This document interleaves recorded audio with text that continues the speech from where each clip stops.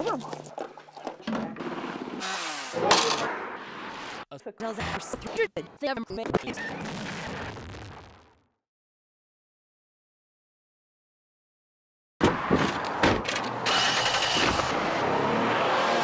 If you're a driver in Rio Rancho, listen up. There's an election coming up. $22 million in Rio Rancho road bonds are at stake. The city says it needs all that money to keep funding all this road construction.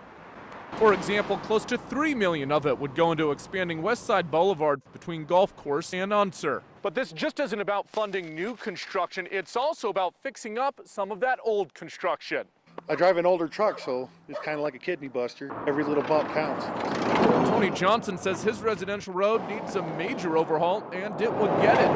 More than $7 million would be put into pavement improvement projects in Rio Rancho neighborhoods. But the City of Vision's multi-million-dollar vision doesn't have every taxpayer convinced. That's what I'm concerned about. Exactly, $22 million.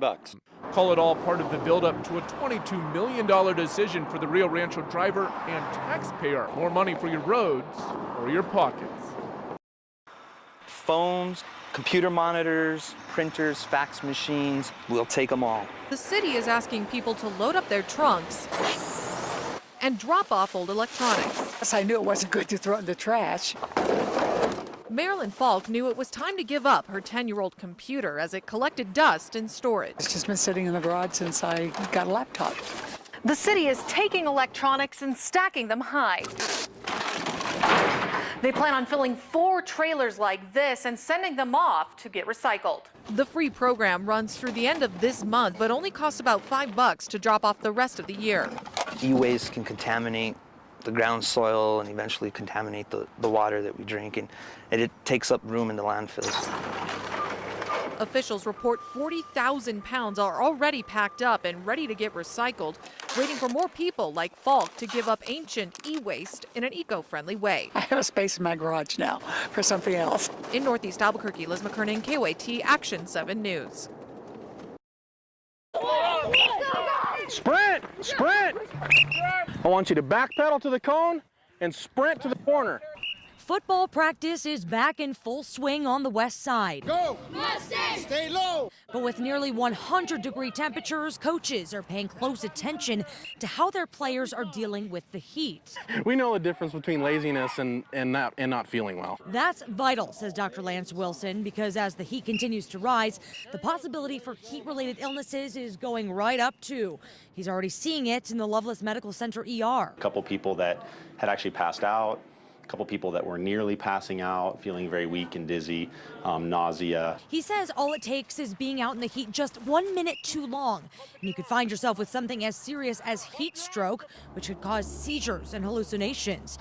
Dr. Wilson says the elderly, athletes, and obese people are most at risk. The doctor says as serious as things can get if you get dehydrated, it is so unbelievably simple to prevent it. Drink lots and lots of fluids. If you start feeling weak, if you start feeling dizzy, you start having a headache, to be more aggressive about drinking liquids and getting in a cooler environment and stop doing what you're doing and get inside. Exercising in the heat puts you even more at risk. Take a lap, then quick water. That's something Coach Mike Andrews knows and takes seriously. Water breaks. That's the main thing is anytime we try not to make them go for any real extended period of time. Managing the heat, one water break at a time.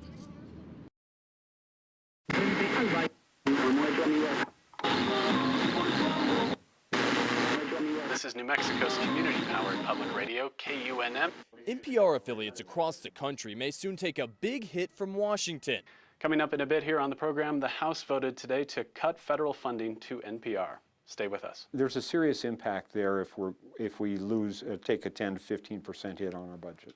KUNM's general manager Richard Towns says legislation just passed by the House of Representatives would cut $250,000 out of KUNM's budget. It would have deep impacts on our own ability to report the news. The legislation would also bar KUNM from using any federal money to buy programming from NPR. I'm very uncomfortable with Congress picking the content that citizens can hear or not hear. Towns says KUNM would have to turn to public donations in a tough economy. With the length of the economic stagnation that we're in, folks may or may not have the ability to support us at a new level of an additional $250,000. You may be used to listening to the voices of KUNM while listening to your radio, but now they're asking people listening on their radios at home to speak up for themselves and join the debate. Because it's important for our congressional delegation, some of whom are strong supporters of public broadcasting, some who are not, to hear from their constituents. But for now, some members of Congress have stopped listening to federal funding request for NPR.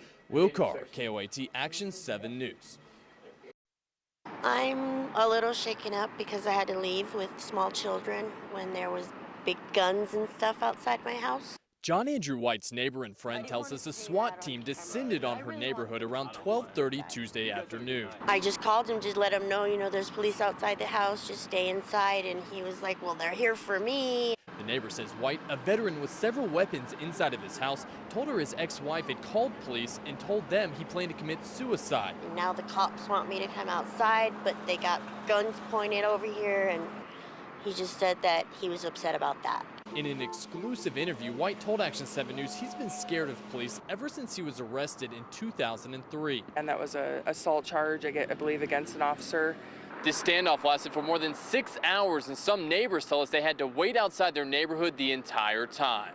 People are frustrated. Some want their medicine to get in the house and they can't get in.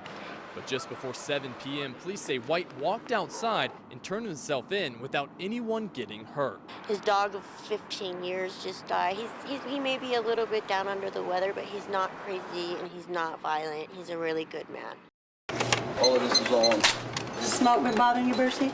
At Jake's General Merchandise in Reserve, sales are ringing in nonstop. It has been overwhelming. It's amazing.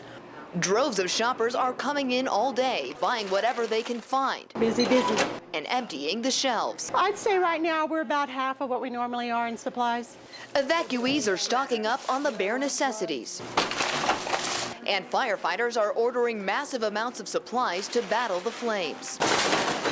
We're just so blessed that we've been able to provide everything they need. This place is cashing in because of the unfortunate circumstances miles away, earning triple what they normally make on a typical day. It's a tremendous help, it is. And as the Wallow fire continues to rage, I think it is going to be. I think it's going to be that way for 2 or 3 weeks, and we're going to keep up with the demand as long as the people are buying. We'll do the best we can to give them everything they need. There won't be a slowdown anytime soon. Family members of a 26-year-old woman are still in shock and thankful she wasn't killed after she was shot in the back of the neck while walking home with a friend late last night. Scared, worried, to see if she was going to make it. With the suspect still on the loose, the victim's mother asked us to protect her identity. That they shouldn't have done it, she's innocent. She's a good girl.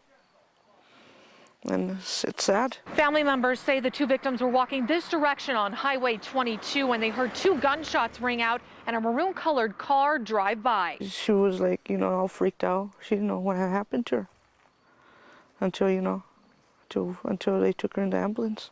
Family members say the bullet went through the flesh of the backside of her neck. While she is still in pain, relatives say the wound required no stitches, but the scar left behind is enough pain to last a lifetime. I wish they'd get caught and pay what they did to Mahita. They're lucky that she's still alive. I guess we're lucky.